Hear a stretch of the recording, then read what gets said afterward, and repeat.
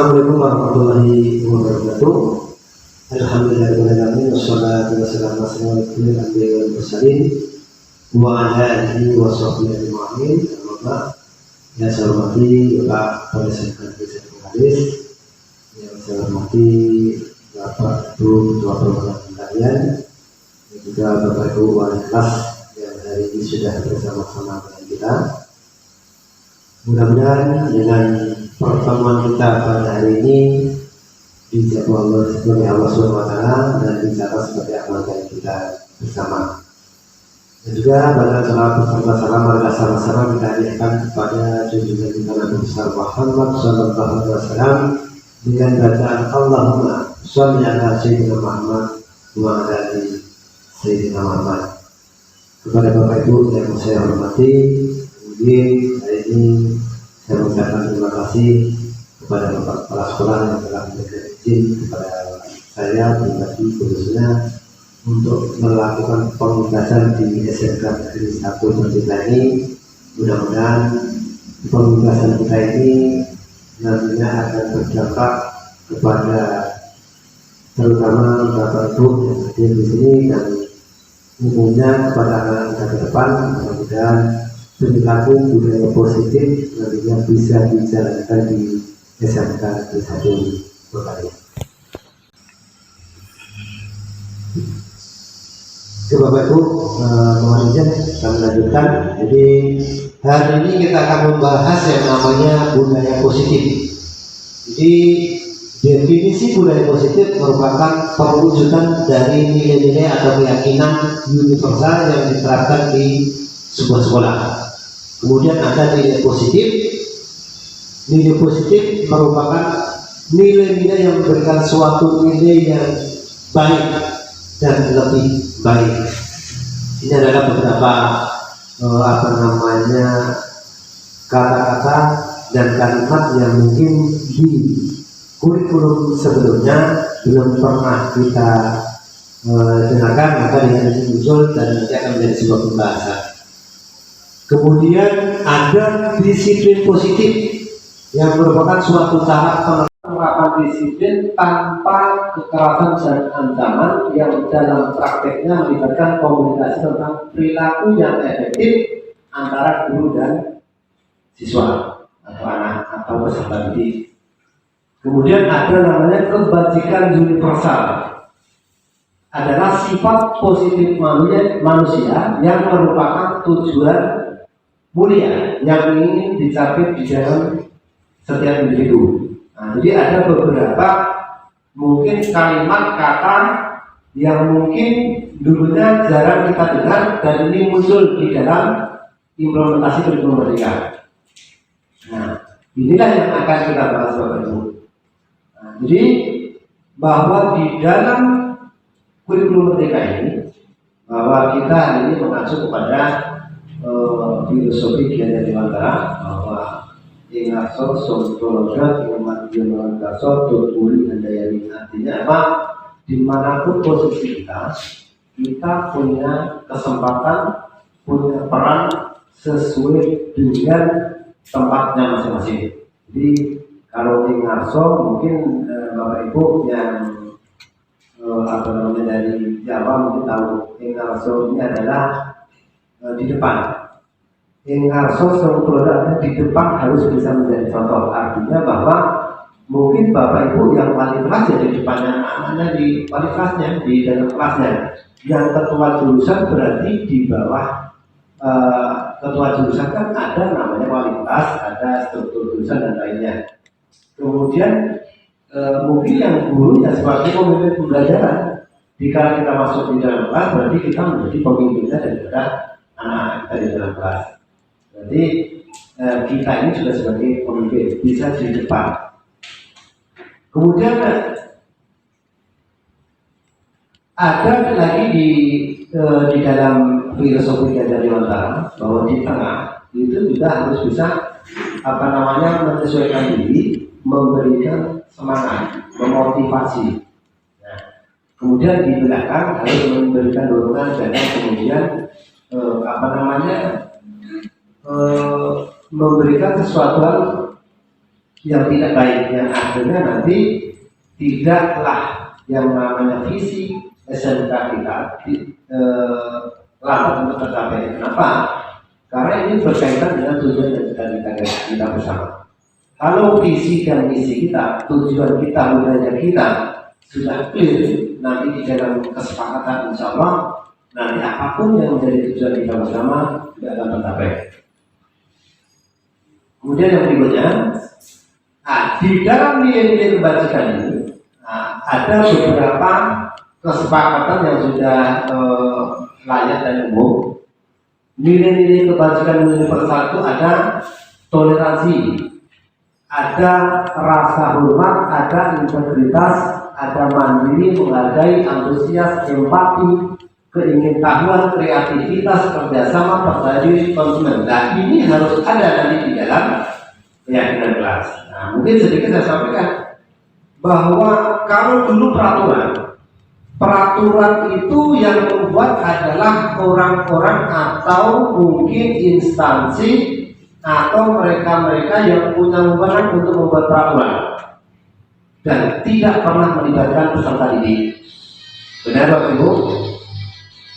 Masih ingat kira-kira bahwa peraturan yang kita selalu buat ini kan kita yang berkumpul, tetapi peserta didik tinggal menjalankan aturan yang kita buat. Nah, di dalam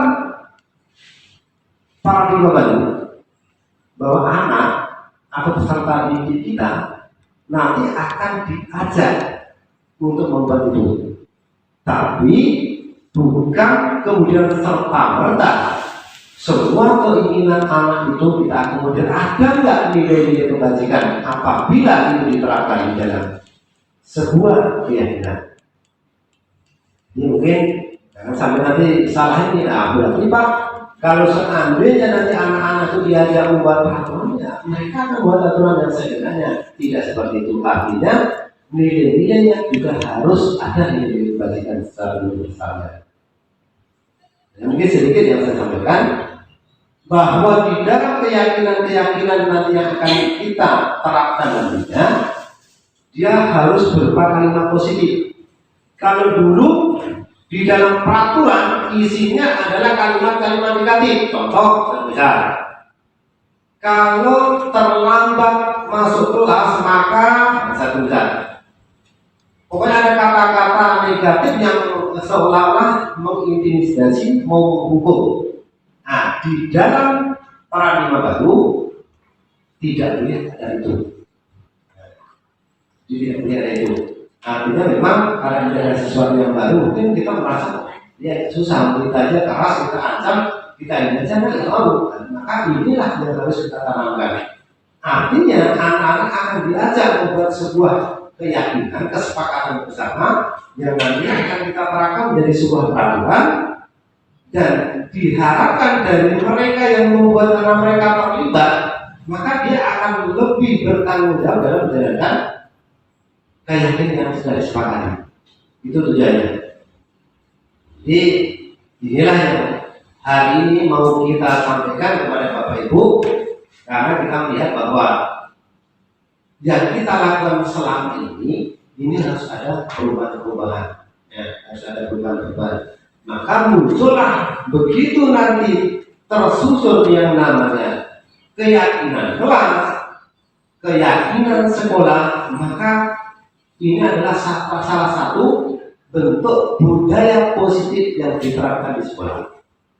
Budaya-budaya positif ini yang akan mengantarkan kita semua pada tujuan visi daripada sekolah.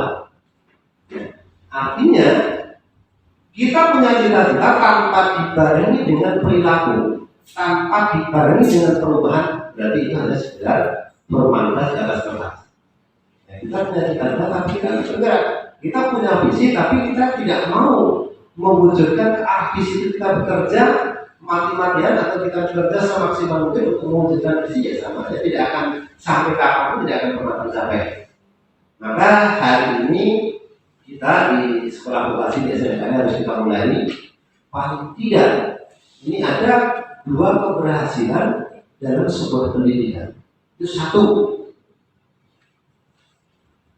kita harus menjadi teladan. Selagi kita nggak bisa jadi teladan bagi yang lain, bagi anak-anak kita terutama, maka susah untuk mewujudkannya visi misi yang kita miliki. Yang kedua adalah peraturan tadi, keyakinan yang disepakati ini harus kontinu terus-menerus harus kita terapkan. Maka ini ada dua itu. Kalau guru karyawannya sudah menjadi contoh, kemudian aturan yang sudah kita buat kesepakatan itu kemudian dijalankan secara terus-menerus, insya Allah tujuan akhir pendidikan akan tercapai. Maka ini kita akan berangkat ke sana. Kita akan memulai bahwa kita hari ini mengabdikan diri di SMA 1 dengan penuh keikhlasan. Kita tetap akan mengutamakan kebutuhan daripada peserta didik. Kita tidak punya hak untuk memarah-marah siswa. Ini yang harus kita lakukan. Cuma ada pendekatan yang akan kita lakukan. Maka diharapkan di lingkungan belajar SMA 1 ini, silakan Bapak Ibu mengikuti kegiatan-kegiatan itu yang sifatnya memasuk kompetensi daripada guru. Termasuklah ada perekrutan lagi kalau guru muda angkatan 10. Ini informasi yang kita dapatkan bahwa angkatan 10 ini adalah terakhir yang pembiayaan dari pusat. Maka nanti mungkin setelah itu akan ada pembiayaannya akan diserahkan oleh daerah masing-masing. Nah, kalau sudah daerah masing-masing berarti kuota itu tergantung daerah. Kalau daerah mampu membiayai, yang kita anggotanya yang sanggup membiayai, kalau tidak mungkin perlu kan gitu. Jadi silakan Bapak Ibu, karena yang jelas di dalam kegiatan ini banyak ilmu yang kita dapatkan. Memang tugasnya yang ada, tapi yang tadi yang kita ambil adalah pelajaran yang ada dalam itu. Sehingga kita akan mencocokkan yang selama ini kita lakukan, apakah sudah sesuai dengan paradigma baru dalam implementasi kurikulum mereka. Nah, ini harus kita sama-sama.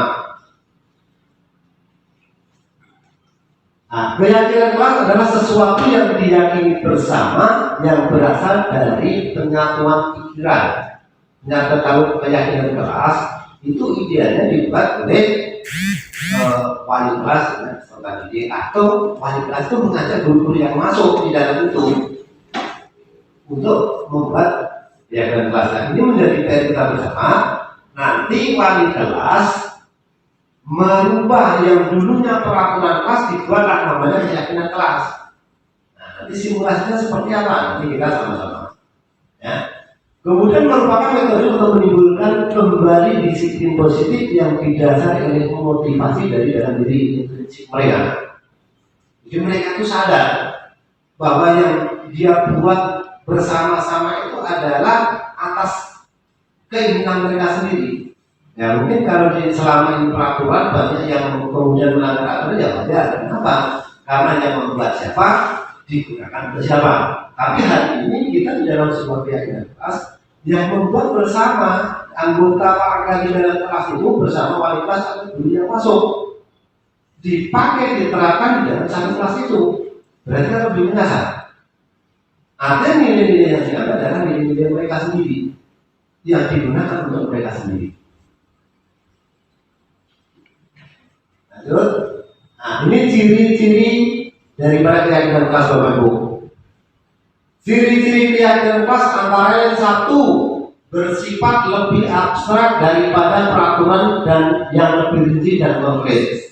Nah, kemudian keyakinan kelas berupa pernyataan universal yang dibuat dalam bentuk kalimat positif.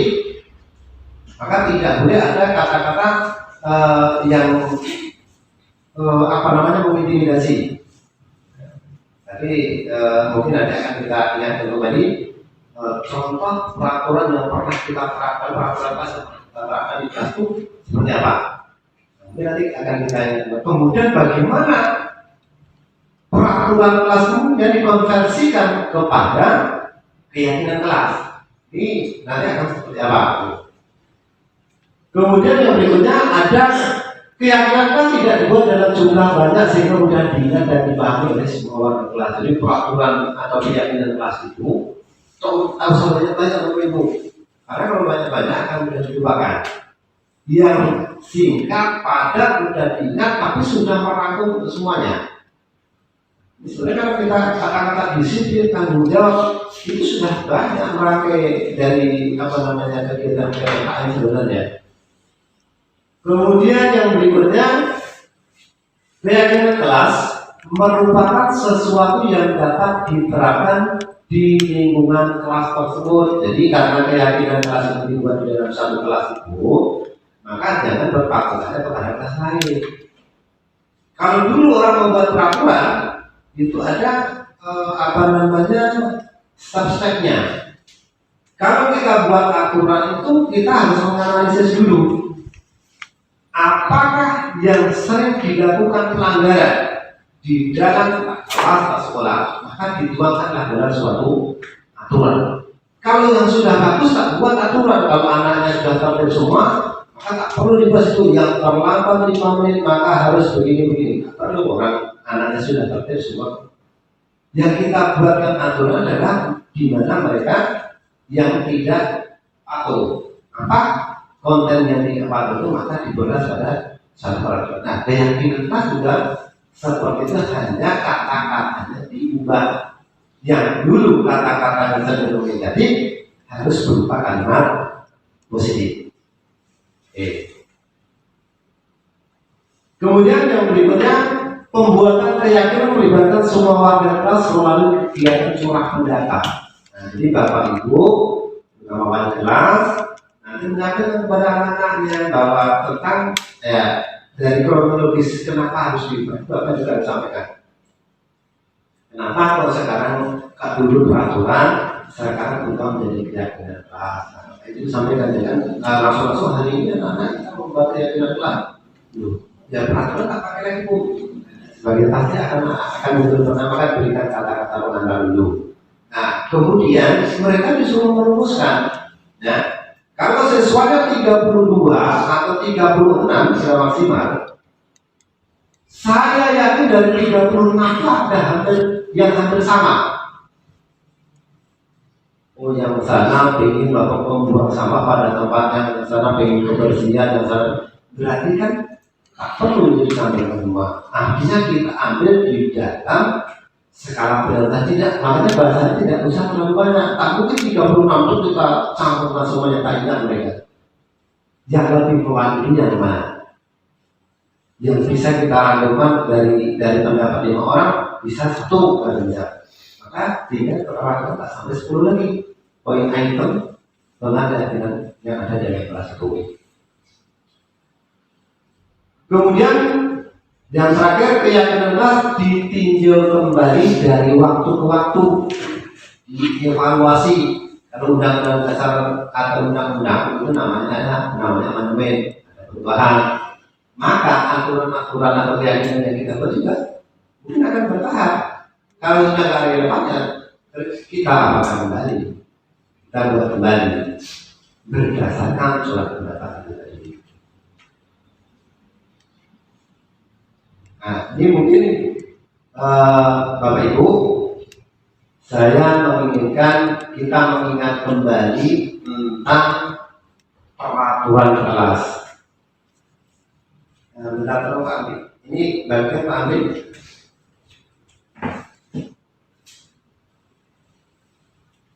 Ini itu yang warna pink atau yang warna pink? Nah, yang ibu-ibu, usahakan ibu-ibu nanti menuliskannya di bagian yang tidak ada lemnya. Jadi nanti akan kita tempelkan di situ aja. Ya, silakan di situ Bapak Ibu nanti menuliskan contoh peraturan kelas yang sudah pernah diterapkan di kelas. Contoh yang sudah pernah diterapkan di kelas, nanti kita tempelkan di sini. Nah, bagaimana nanti peraturan kelas itu kemudian kita ubah menjadi keyakinan kelas dengan memasukkan nilai kebajikan universal. Jadi kami Bapak Ibu nanti akan membuat peraturan-peraturan tadi di dalam kelas masing-masing. Jadi supaya lebih memahami nanti. Mungkin nanti Bapak Ketua Program itu juga harus paham, karena nanti ada ditanya anggota lain kelasnya apa yang yang kayak ini seperti apa. Jadi nanti kita akan bikin bersama. Kalau bisa ya kita usahakan sesuai dengan apa Bapak Ibu. Ya. Nanti kita tempelkan di dalam apa ini.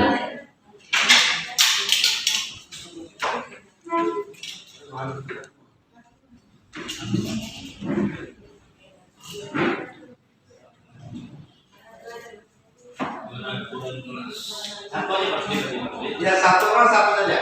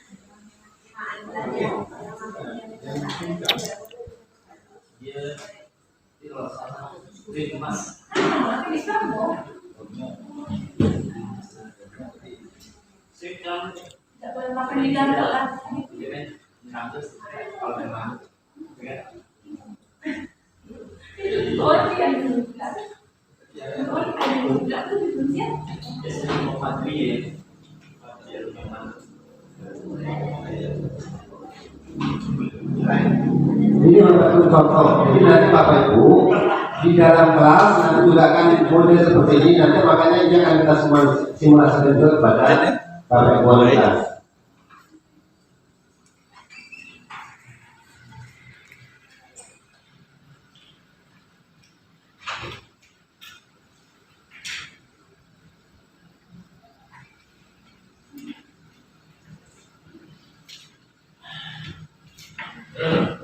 Oke, Bapak Ibu, sebelum kita menempelkan kertas-kertas yang kita susun dari yang saya sampaikan tadi, apakah ada yang mungkin mau dipertanyakan atau butuh satu misal nanti pemahaman yang seperti apa yang mau kita lihat?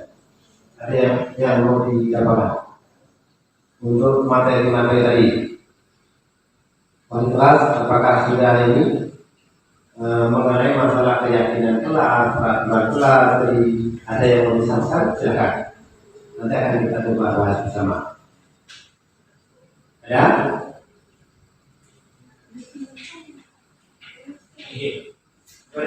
Nah, silakan.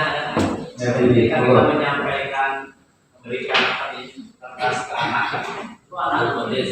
Ketika dia menulis, tentu dia memikirkan seleranya dia nih. Ya, kalau perlu keyakinan kelas itu yang paling mereka senangi namanya ya. Tapi di hasil kita dulu mungkin itu harus lebih ditekankan. Misalnya, siswa tidak boleh, siswa harus memakai pakaian yang rapi. Tapi siswa menulis yang pendapatnya, pakainya menurut aja apa bagaimana? Bagaimana tipsnya kita biar menyatukan maunya anak tapi tetap. Oke. Jadi yang ditempelkan itu belum tentu menjadi keyakinan kelas. Artinya di situ sebagai seorang wali kelas, seorang guru harus punya peran di situ menjelaskan. Kalau seandainya ditempelkan memang betul dimasukkan dalam keyakinan kelas, kira-kira enggak, kan gitu. Karena ada namanya nilai-nilai kebajikan tadi. Ada nilai kebajikan, ada toleransi, tanggung jawab, kemudian disiplin dan sebagainya. Apakah sudah masuk kata-kata itu? Nah, kalau belum, berarti kita sampaikan, nah ini loh acuannya, bahwa ada nilai kebajikan ini harus masuk di dalam keyakinan kelas. Jadi membuat keyakinan kelas tidak sembarangan, tidak berdasarkan selera masing-masing, tapi harus ada unsur-unsur nilai positif kita bersama. Jadi ini harus kita sampaikan. Ya memang makanya itu kalau tidak boleh dan seterusnya harus begini itu masih peraturan. Maka dari peraturan itu bagaimana nanti akan kita konversikan menjadi sebuah keyakinan. Nah, kan inilah nanti kita hari ini kita akan membahas itu clear. Nah, nanti Bapak Ibu perankan di dalam kelas masing-masing diselesaikan, terutama ini kenapa ini kelas 1 dan kelas 2 yang saya ajak pengimbasan, karena yang kelas 10 dan kelas 11 atau kelas 1 kelas 2 ini kita sudah menggunakan implementasi kurikulum merdeka, sudah implementasi kurikulum merdeka, maka imam tahu harus kita mulai. Nah, maka dari mana ujung tombaknya, ujung tombaknya itu dari kualitas dan contoh kedepannya. Nah ini harus kita sampaikan. Karena memang merupakan sesuatu yang sudah sekian lama bersama dengan kita itu tidak mudah Bapak Ibu. Maka diharapkan itu tadi. Nah, silakan yang belum daftar guru ikut sana. Kita bukan harus mengejar menjadi kepala sekolah, mengejar menjadi pengawas, tapi tidak bagaimana kita harus menjadi guru yang benar. Itu yang Bapak Ibu. Jadi kita jangan kalau ini Pak Rosdi kalau bergabung di sini jadi mana? Bisa yakin tidak? Kalaupun orang lain ya silakan, yang penting saya berharap bahwa kesempatan itu harus dilakukan. Terutama bagaimana cara pandang kita terhadap dunia pendidikan kita sudah. Karena selama ini kita tak pernah merasa begitu masuk dalam kegiatan guru pengganti ini baru kita evaluasi yang selama ini kita lakukan ini ternyata memang banyak berbeda, banyak kesalahan-kesalahan yang kita lakukan. Nah, kalau kita hanya berkumpul di dalam komunitas yang sama, maka kita tidak tahu apakah yang kita lakukan itu sudah benar atau tidak, karena kita pemahamannya rata-rata berbeda. Tapi begitu pada komunitas lain, tadi saat kita mengevaluasi diri, ternyata ada kekurangan-kekurangan yang harus kita tutup. Maka inilah yang disampaikan oleh kemudian. Bagaimana CGP nanti harus memberikan pengimbasan sesuatu yang sudah didapatkan dalam pembelajaran di CGP harus disampaikan kepada teman-teman yang lain. Maka kalau di SMK kita nanti sudah banyak yang ikut CGP, senang untuk merubah karakter yang ada ini, yang bersama-sama untuk mewujudkan itu lebih senang. Nah, harapannya nanti setelah kan ada Pak Indi, mungkin di yang kelas 10 itu mungkin nanti kalau ada kawan-kawan yang silakan daftar aja dulu. Kita yang penting dia ikut aja dulu. Jadi usah terlalu apa ini. Nah, maka ini ada beberapa dokumen bagi kawan-kawan yang belum sertifikasi. Kalau ikut program guru penggerak ini Bapak Ibu, nanti tinggal tes UP saja. Nah, ini lebih diuntungkan bagi mereka kawan-kawan yang belum mengikuti PPG, tapi juga jangan kemudian yang sudah BPK dan lakukan sertifikasi tak perlu begitu. Nah, artinya ada beberapa keuntungan dengan CGP ini. Saya yakin keuntungan itu bukan berupa finansial, tapi kekayaan Bapak Ibu di dalam mewujudkan menjadi seorang guru pembelajaran, menjadi pemimpin pembelajaran nantinya. Harus seperti apa? Memang kalau kondisi sekarang ini memang itu tadi, kalau 1-2 orang untuk merubah paradigma ini berat, maka kita menggarap kekuatan dengan mengumpulkan Bapak Ibu. Nah, nanti kita sama-sama bahwa ini kita disuruh mendidik anak kita dengan perasaan, tidak dengan emosional. Bagaimana kita menuntun kembangkan peserta didik ini dengan cara yang benar. Itu harapannya. Nah, karena kan hari ini kan yang kita berada dalam lintas generasi yang berbeda. Ada yang dibesarkan di dalam dunia pendidikan dari masa orde lama, ada orde baru, ada reformasi sampai dengan hari ini. Nah, maka untuk merubah karakter itu untuk waktu tidak bisa langsung membalikan telapak tangan. Maka hadirnya kita bersama ini adalah menjadi salah satu perintis nanti untuk mewujudkan paradigma baru dalam pembelajaran kurikulum merdeka. Itu namanya. Mungkin ada lagi Bapak Ibu yang paling keras untuk mengenai masalah keyakinan kelas peraturan ini ya, clear ya bahwa ada perubahan-perubahan ini yang harus kita buat.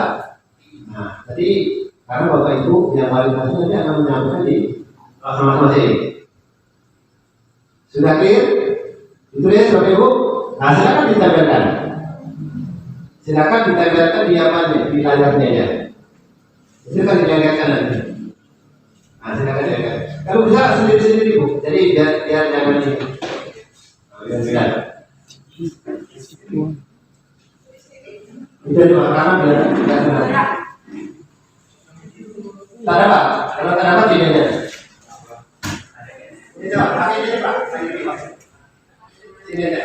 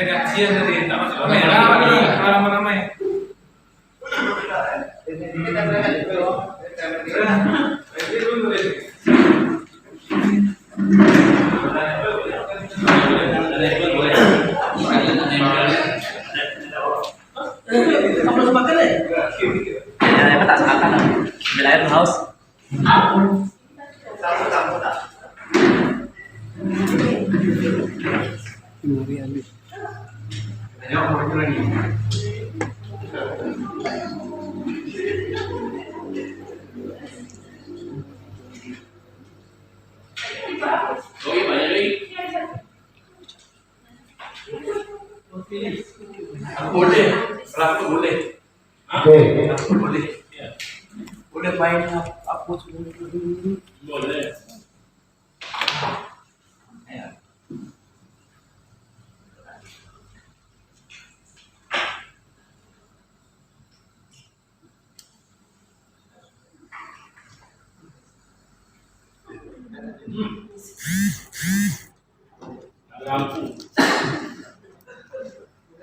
Oke Bapak Ibu, jadi saya akan coba sedikit membacakan tentang ini masih dalam bentuk peraturan kelas, ya.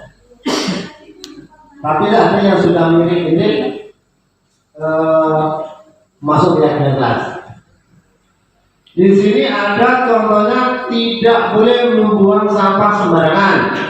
Nah ini berarti kalau ada kata-kata tidak boleh, apa ini masih dalam bentuk peraturan ya. Kemudian tidak boleh masih sama membuang sampah bersama, tidak boleh lambat piket. Berarti masih peraturan. Harus piket setiap jadwal. Ya, ini berarti masih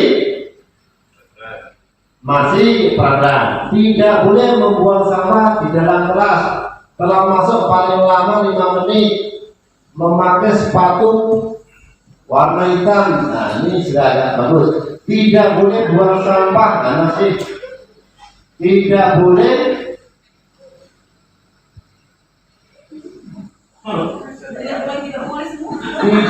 mematikan HP pada saat jam belajar soalnya. Bolehnya apa boleh? Memainkan, tidak boleh memainkan HP di saat jam belajar. Ini saya. Pak ini kebersihan harus dilakukan setelah jam pulang. Berarti nanti maksudnya kebersihan untuk berikutnya nanti yang ketika besok dilaksanakan menjelang balik. Setiap siswa di kelas wajib punya 1 buku kosong. Kata wajib, peraturan kelas memperhatikan guru pada saat jam pelajaran. Tidak boleh tidur di kelas saat belajar. Nah, ini. Nah, Dari kata-kata negatif ini Bapak Ibu tidak boleh, wajib, ini kan kata-kata intimidasi negatif, ya kan? Maka di dalam keyakinan kelas nggak boleh menggunakan kalimat-kalimat yang seperti itu. Maka harus berupa kalimat-kalimat positif.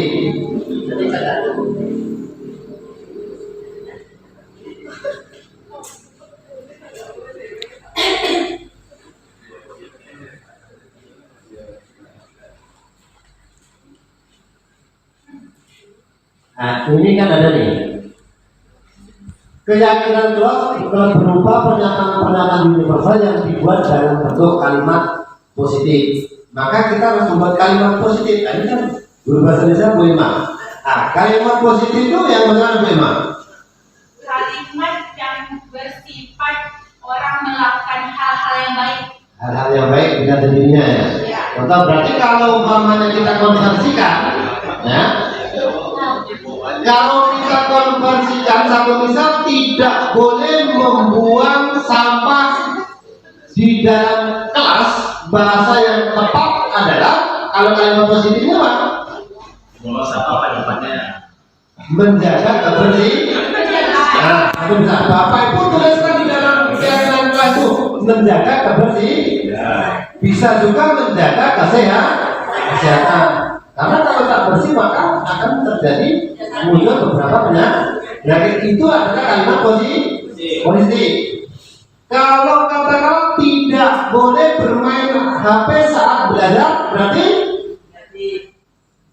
ya maksudnya kalau diubah dengan kalimat positif apa? Jangan ada katakan tidak boleh dan wajib. Main HP saya istirahat. Tapi tidak boleh dikeluarkan. Tidak boleh. Main HP jika diperlukan atau disiplin. Itu kan berarti kata-kata harus ada nilai kebajikannya adalah disiplin. Kalau tadi menjaga kebersihan, nilai kebajikannya mungkin ada kata yang lain, mungkin kesehatan juga masuk. Artinya harus ada nilai dalam setiap keyakinan yang dibuat. Jadi Bapak Ibu nggak boleh kata-kata tidak boleh, wajib. Nah itu kata-kata dimasukkan tidak boleh. Maka diubah kalimatnya. Kalau tidak boleh buang sampah sembarangan berarti menjaga kebersihan. Maka nanti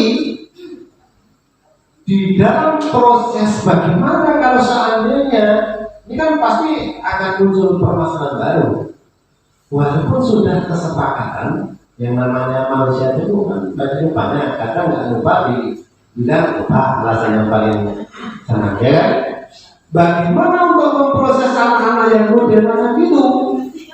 Maka kalau di dalam paradigma baru ada istilah segitiga restitusi di dalam proses penanganan masalah siswa itu.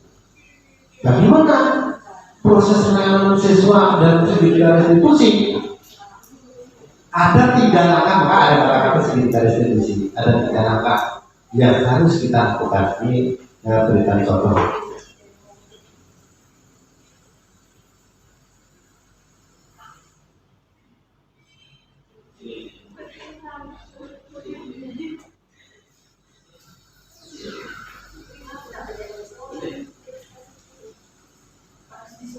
Kalau tidak boleh pacaran, kayak istrinya apa?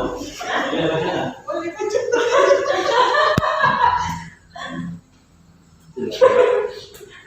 Boleh pacaran tapi diam-diam. Nah ini Bapak Ibu, jadi ada langkah-langkah apabila anak itu melakukan pelanggaran terhadap keyakinan yang sudah disepakati. Ada namanya segitiga restitusi. Nah ini di sini nanti akan banyak sekali Bapak Ibu. Ada 5 kontrol seorang guru. Nah, ada 5 kontrol guru itu yang mana yang mau kita kedepankan? Karena memang di dalam 5 kontrol ini ada yang mulai dari yang paling rendah sebagai penghubung. Ini yang paling rendah 5 kontrol yang istilahnya tak boleh dilakukan sampai dengan yang kelima sebagai seorang manajer. Jadi itu yang harusnya cuma memang di dalam situasi kondisi para peserta yang berbeda mungkin tidak harus menggunakan kontrol guru yang dipakai oleh orang lain karena kondisinya berbeda, maka relevan mana yang akan dipakai. Nah itu nanti itulah nanti yang akan memilih. Dalam segi tiga restitusi ini Bapak Ibu, penyelesaian masalah dalam segi tiga restitusi itu bahwa kita bagaimana menyelesaikan masalah tanpa harus menyalahkan peserta didik. Contoh satu misalnya, Bu Warda ini sebagai siswa datang terlambat. Sementara di dalam aturan keyakinan sudah ada. Contoh kalau tidak boleh terlambat, maka bahasa kalimat positifnya apa? Hadir tepat waktu. Nah berarti nanti Ibu sampaikan. Nah satu bisa kita memproses. Nah ya, maka kita usahakan Bapak Ibu dalam pemrosesan sesuatu jangan dikalah pas waktu belajar pada waktu itu. Karena akan menjadi anak yang mau belajar sudah terlambat, kemudian diproses tak dapat lagi pembelajaran dan ibu pun juga tersita waktunya Bapak Ibu. Maka hal ini cukup kita tanya dulu yang sekedarnya saja. Baru nanti setelah istirahat jumpa ibu di kantor, jumpa bapak di kantor. Nah, nanti di situ akan kita lakukan yang namanya sekitar restitusi dulu. Bagaimana caranya? Ini adalah menstabilkan identitas itu bahwa kita itu mengaku kesalahan yang dia lakukan itu ya wajar. Bahwa kita pun pernah melakukan dulu waktu sekolah. Ya wajar kan memang bapak juga pernah melakukan perlantas seperti kamu dan besar. Tetapi ada tetapinya. Jangan dibenarkan semuanya bahwa keterlambatan kamu itu juga tidak bisa dibenarkan menurut orang lain karena di dalam kelas kita ramai gitu. Nah kemudian sampailah ditanya teman-teman sampai dia menyadari tentang kesalahan yang dia lakukan. Setelah mereka sadar apa yang dia lakukan itu salah, maka kemudian kita menanyakan tentang keyakinan. Nah menurut kamu apa yang belum kamu munculkan keyakinan kelas dengan perbuatan kamu tadi? Kalau terlambat berarti hadir tepat waktu. Kita tidak berarti kamu masih ingat tentang hadir tepat waktu sebagai keyakinan kelas kita. Maka menurut kamu nih apa kedepannya yang bisa kamu lakukan untuk memperbaiki supaya kamu tidak terlambat lagi? Nah jadi artinya kita memotivasi mereka untuk memberikan solusinya kepada dirinya sendiri setelah dia menyadari tentang kesalahan yang dia lakukan. Nah, maka tujuannya bagaimana supaya lebih mengenal. Kalau kita yang memberikan solusi kurang tepat pula. Maka kalau dia yang menyampaikan, maka insya Allah lebih tepat sasaran. Itu harapannya. Artinya Bapak Ibu memang semua perlu proses. Bahwa dalam perjalanan proses inilah nanti akan ada beberapa masalah yang akan muncul yang mana itu akan kita selesaikan bersama. Karena tidak mungkin materi yang kita sampaikan kemudian langsung prakteknya langsung 100% ayat namanya. Tapi paling tidak dari bekal materi yang kita dapat ini nanti kita sama-sama kita aplikasikan nanti dari hal-hal yang sederhana. Misalnya kebiasaan berarti kan budaya positif ini nanti akan jadi budaya sekolah, jadi budaya sekolah. Contoh kalau masuk pertama di jam pertama kita menyanyikan salah satu lagu wajib itu apa untuk bagaimana kita mencatat kembali tentang para perjuangan para pahlawan. Jam pertama jam terakhir kita buat yang bagi yang masuk jam pertama dan jam terakhir silakan nyanyikan lagu wajib.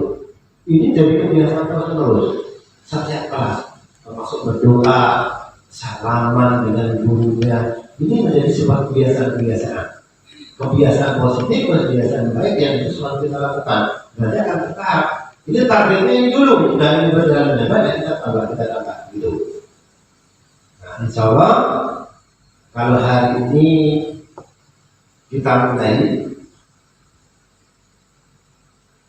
masih banyak harapan untuk bagaimana mewujudkan daripada cita-cita kita bersama. Yakinlah, kita yakin jika Bapak Ibu kita ini adalah kewajibannya sebagai manusia adalah berusaha. Masalah hasil dan sebagainya itu adalah kelolaan yang menentukan. Jadi Bapak Ibu bagaimana nanti kalau kita berhasil Pak, jangan pikirkan itu dulu. Yang penting lakukan dulu. Jangan berpikir bagaimana nanti kalau saya tidak berhasil ya namanya kita mencoba kemudian tidak berhasil ada. Tapi sudah kita niatkan berusaha, kita mencoba, insya Allah ada jalan. Gitu aja. Ya, saya yakin Bapak Ibu. Kita punya utang kalau kita niatkan bayar, insya Allah ada.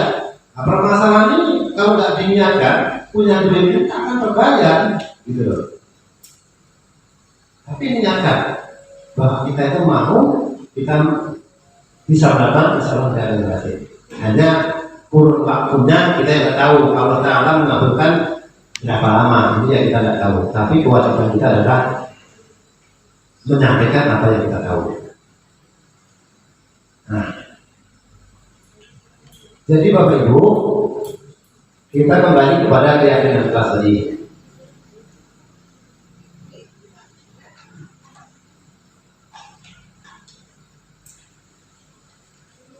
Jadi di dalam keyakinan kelas tadi, tidak semua yang disampaikan dalam dengar pendapat atau curah pendapat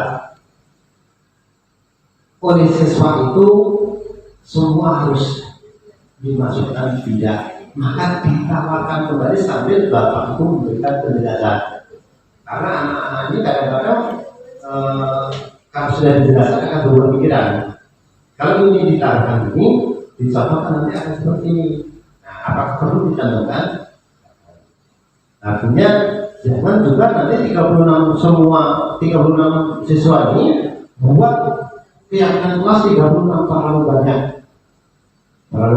Maka dibuatkan simbol saja, simbol yang mudah diingat dan ada mengandung nilai-nilai kebajikan ini. Kebajikan yang memang nilai-nilai yang baik yang kita yakini bersama.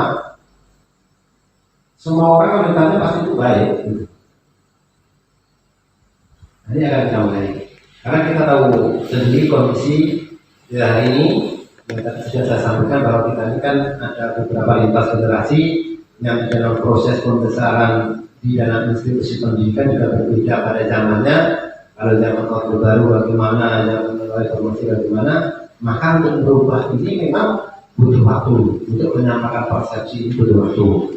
Tapi yakin, nah kalau hari ini Bapak Ibu yang berkumpul di sini sudah satu sepakat, sudah sama, kita punya keinginan, yakin yang hari ini kawan-kawan kita belum berkumpul di sini akan sama-sama untuk bersama kita mewujudkan daripada paradigma baru. Karena kalau kita memang betul-betul telah Bapak-Ibu bahwa semua yang dilakukan benar, guru itu bukan apa namanya sebagai pelukis. Guru itu adalah sebagai petani. Menurut filosofi Jasa Dewantara seperti itu, guru itu sebagai petani. Jagung itu apapun nanti ya tetap akan jagung. Hanya kita mungkin yang bisa kita lakukan adalah bagaimana memupuknya, bagaimana supaya nanti dia tumbuhnya sampai hasilnya menjadi lebih bagus, lebih besar, dan sebagainya. Tapi kita nggak bisa merubah jagung menjadi bali. Maka kita bukan pelukis, maka kita adalah sebagai seorang petani yang bisa adalah menumbuh kembangkan siswa dengan cara-cara yang terbaik dan selalu berorientasi kepada para peserta didik. Maka hari ini kita akan mencoba, kita mulai bagaimana kita selalu mendapatkan daripada kebaikan dan kebutuhan peserta didik. Jadi antara murid-murid kita yang sampai 550 itu ya kalau kondisinya berbeda ya wajar. Nah, hari ini kita akan coba kenapa di dalam kurikulum Merdeka yang digoreng ini, kenapa? Ada sisi baiknya ada. Bahwa ternyata yang ada di dalam rapor itu baru nilai secara individu. Ya, nilai individu. Nilai sosialnya belum muncul di situ. Maka apakah nilai individu itu akan pasti menjamin keberhasilan dia ke depan? Belum tentu. Banyak orang-orang yang dulunya nggak naik kelas, yang lambat belajar menjadi orang hebat. Makanya Aristoteles seperti itu. Bukan mereka itu mereka pintar, ya kan? Itu baru milik individu. Maka milik individu nggak boleh ditodorkan, kemudian diindikasikan ya kamu jualan satu yang ini jualan ya boleh. Tapi catatan kita harus punya, tapi tak boleh diindikasikan. Karena mungkin yang ini secara akademik rendah, mungkin dia punya bakat-bakat lain. Bahwa setiap manusia yang dilahirkan dia punya kodratnya masing-masing. Kalau dipaksakan nggak dapat, kalau dasarnya kemampuan akademiknya, kemampuan kita dorong ya mungkin keterampilan gitu kan. Kita ini kan SMA, nah vokasi. Mungkin secara pembelajaran di dalam kelas mungkin lambat, tapi prakteknya mungkin belum tentu kalah dengan mereka yang punya pengetahuan tinggi secara akademik. Maka disitulah kita akan menemukan anak-anak kita sebenarnya di mana dia bakatnya. Maka kalau sebenarnya yang harus kita lakukan menjelang anak-anak kita belajar itu harus ada yang namanya analisis. Di analisis dulu anak-anak itu bakat minatnya di mana. Kalau kita paksakan aja juga tidak dapat. Orang belajar itu macam-macam caranya. Tapi kalau kita paksakan belajar itu satu-satu. Oh ini kalau ini kalau membaca saja nggak masuk. Mungkin dengan mendengarkan suara kami baru masuk. Tapi dipaksakan membaca juga nggak akan masuk gitu. Maka bakat anak itu di mana? Itu yang harus kita kenali dari awal. Jadi Bapak Ibu,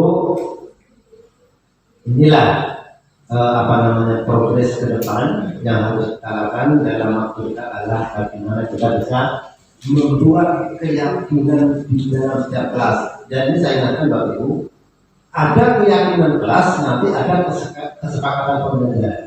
Ya, jadi Bapak Ibu saya sarankan begitu mulai masuk dalam kelas itu buat dulu kesepakatan pembelajaran. Nah, kita ini kan akan ada 2 jam ke depan, 2 kali 45 menit. Nah, 2 kali 45 menit itu, ayo kita buat kesepakatan supaya pembelajaran kita berjalan lebih baik. Ya, apa kesepakatan kira-kira? Perlu banyak atau mau banyak mau sedikit? Kan kita yang bisa melakukan. Bisa. Kalau seandainya harus berpendapat, angkat tangan, bisa. Kalau harus keluar ruangan, harus minta izin kepada gurunya. Itu buat kesepakatan. Siapa pun Bapak Ibu, setiap masuk buat kesepakatan. Nah, begitu nanti ada siswa kita yang melanggar kesepakatan awal tadi, kita bisa aja. Nah, sudah buat kesepakatan. Dan boleh ini, dan ini. Nah, kita lihat untuk maaf. Artinya kita tidak perlu lagi yang kayak dulu. Wah, mencari, mengejar kesana kemari anak kita. Tapi sistem harus dijalankan.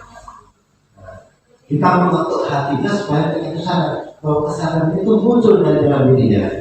Karena kalau mereka hanya takut kepada sosok, mungkin di belakang dia bisa ngecek.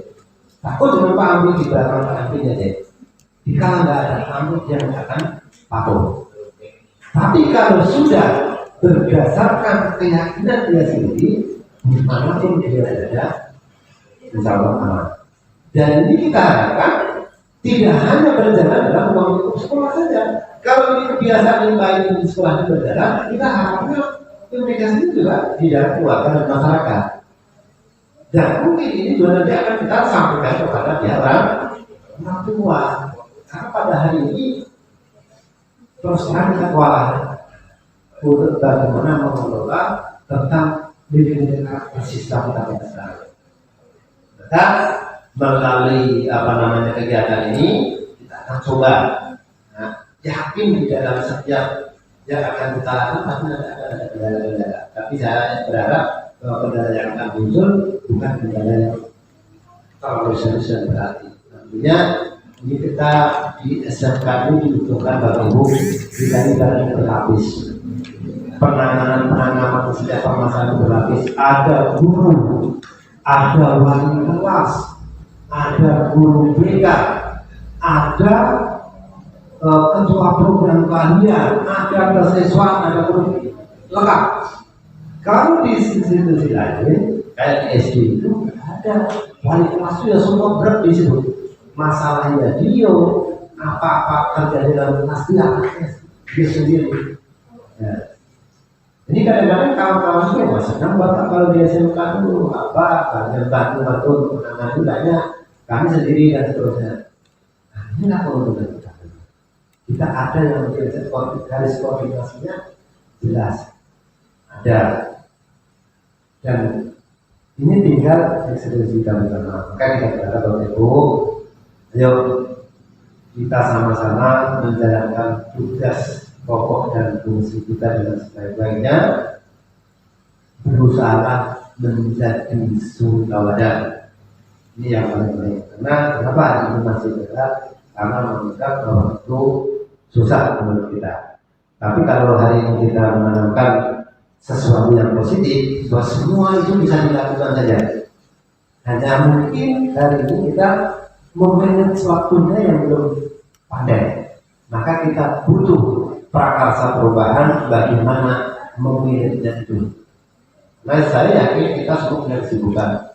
Nah, presiden aja kesana kemarin bisa sama-sama proses yang ibaratnya permasalahan kita tidak terlalu kompleks.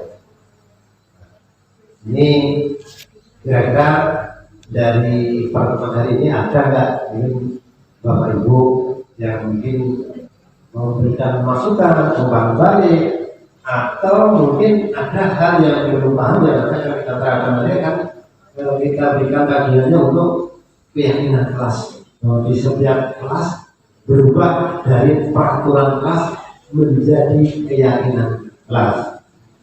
Nah, intinya keyakinan kelas itu harus dibuat bersama-sama curah data dengan peserta didik. Jangan lagi wali kelas atau guru-guru yang membuat kemudian dipakai untuk para peserta didik. Ada yang mau disampaikan? Nah, Bapak Fahri. Seandainya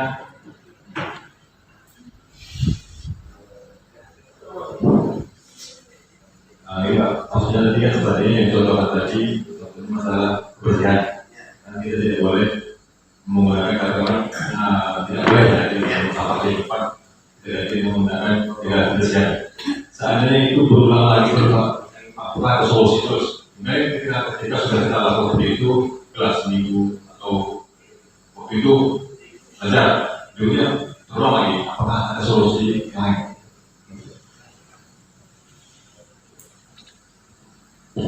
Terima kasih Pak Andri dengan pertanyaannya. Kalau seandainya dengan keyakinan kelas yang sudah kita buat, kemudian ada dilakukan pelanggaran terhadap keyakinan kelas, ya kan?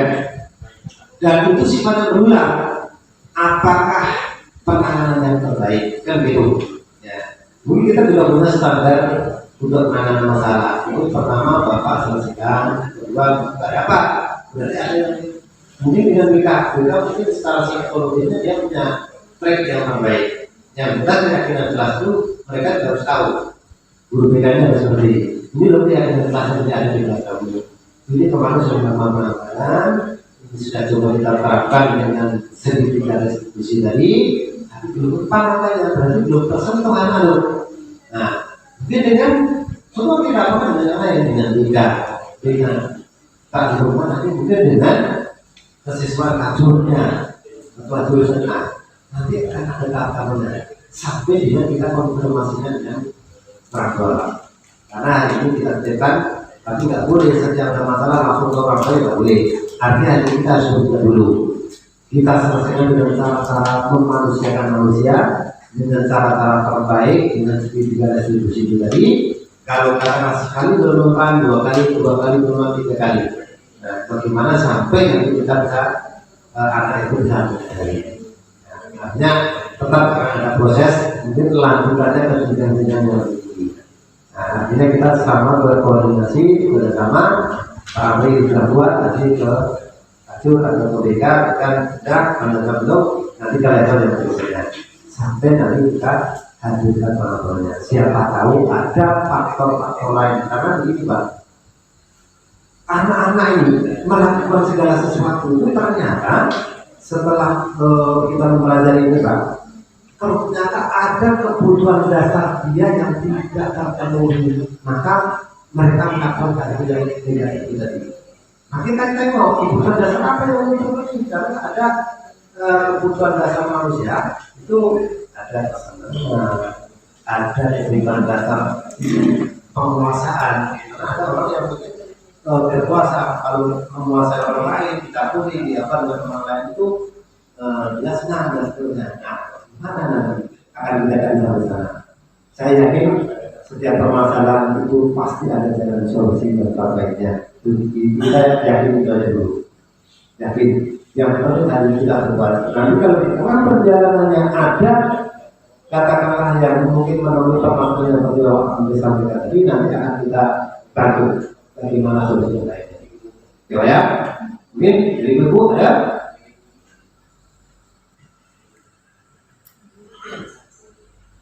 Ada Bu? Silakan, saudara. Kira-kira kesulitannya atau mungkin bayangan-bayangannya bagaimana? Silakan.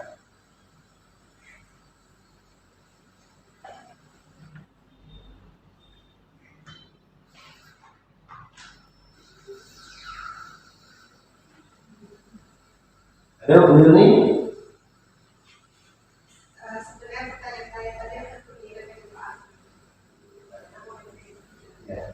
Ya. Cuma gini Pak, kita kan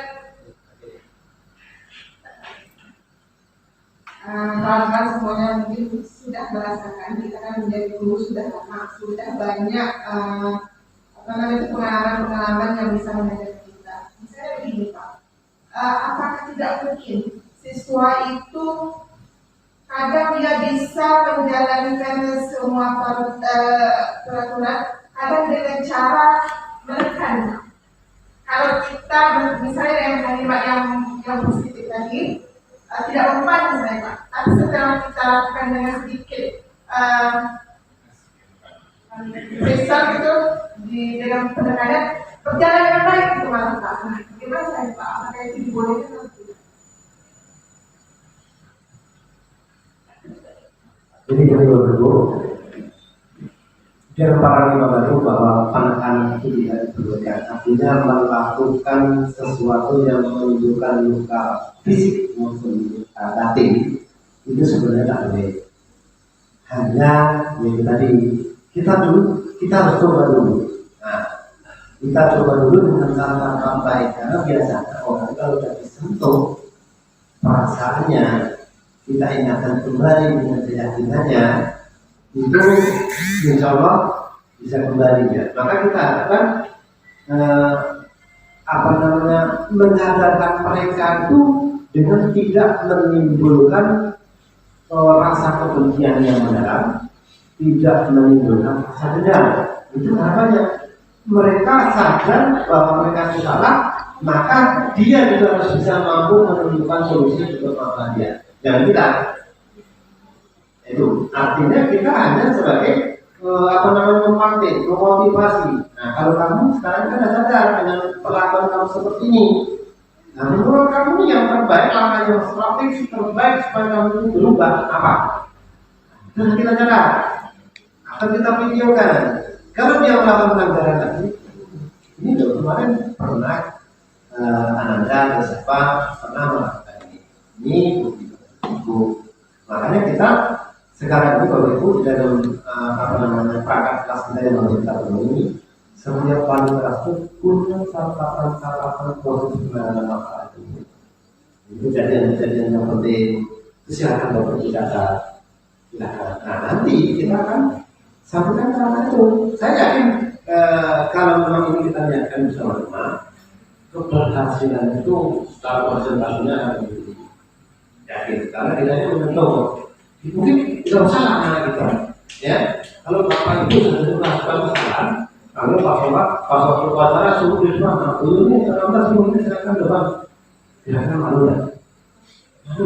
Maka kita sudah seperti itu, jangan lagi ada anak yang terlambat kalau depan, kalau perlu itu yang suruh minta maaf pada semua guru, kita menimbulkan luka batinnya pada.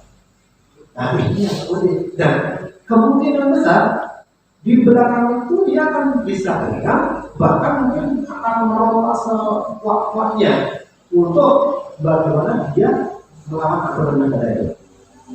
Nah hari ini kita kembalikan kami tanya bahwa manusia itu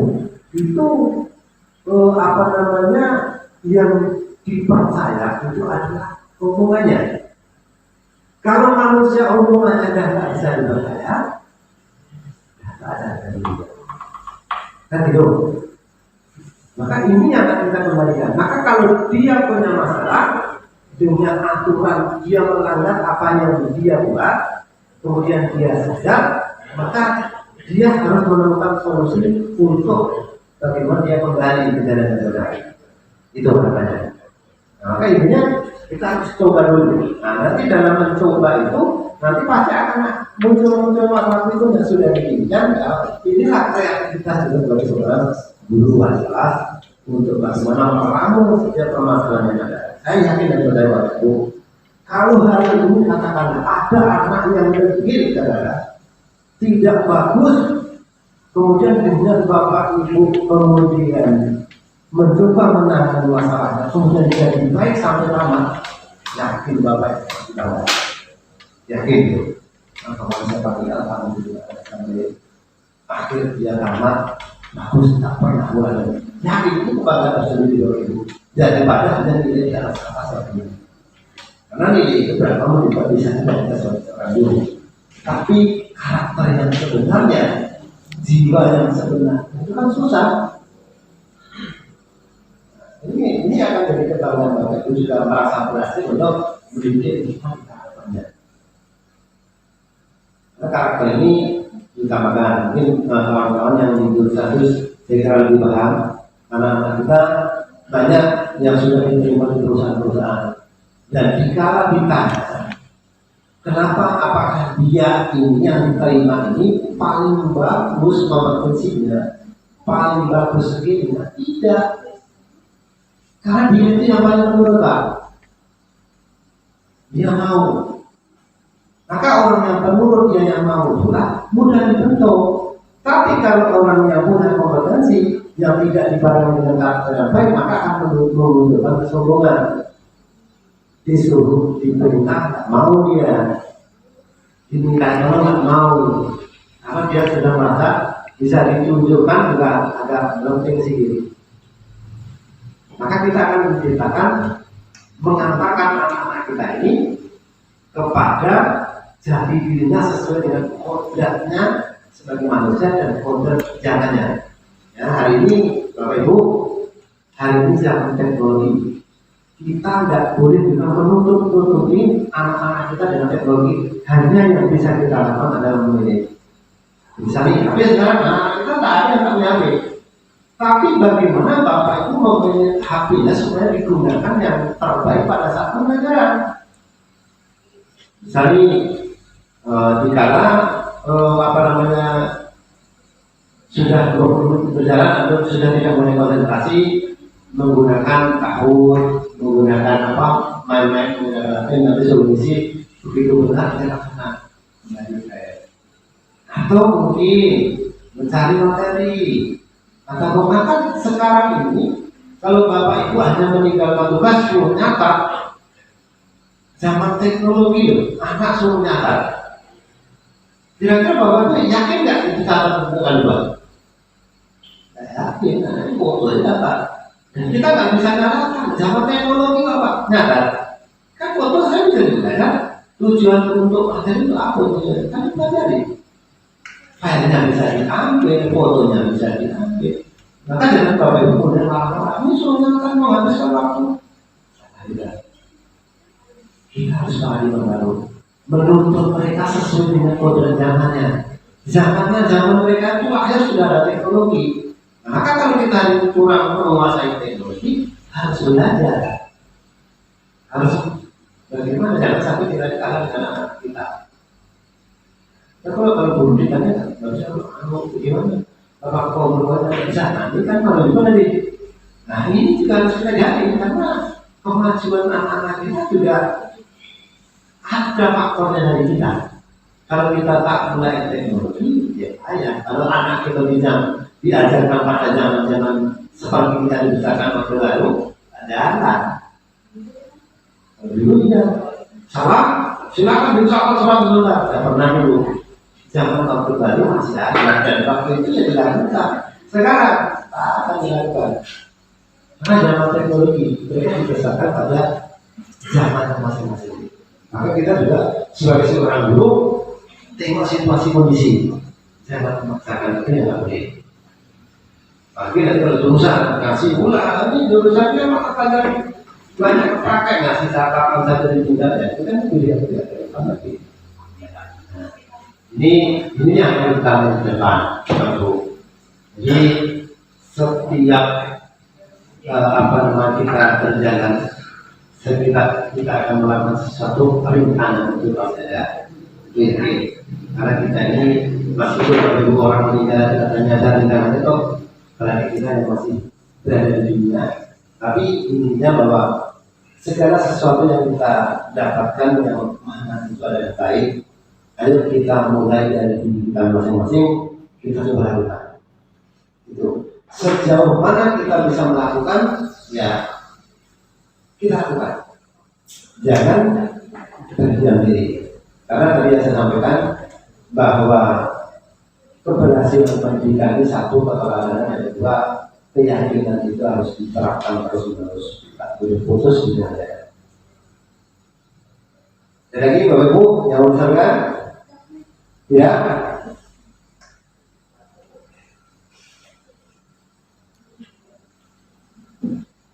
oke Bapak Ibu, kalau memang tidak ada, ini saya ucapkan terima kasih atas kehadiran Bapak Ibu semua pada kegiatan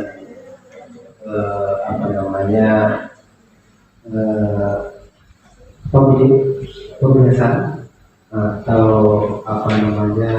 kita saling bertukar informasi kepada Bapak Ibu.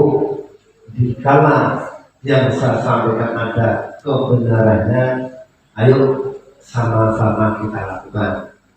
Jika yang saya sampaikan ada salahnya, bukan niat hati saya untuk menyampaikan sebuah kesalahan, tapi karena mungkin kekurang tahuan saya bahwa itu ada salah.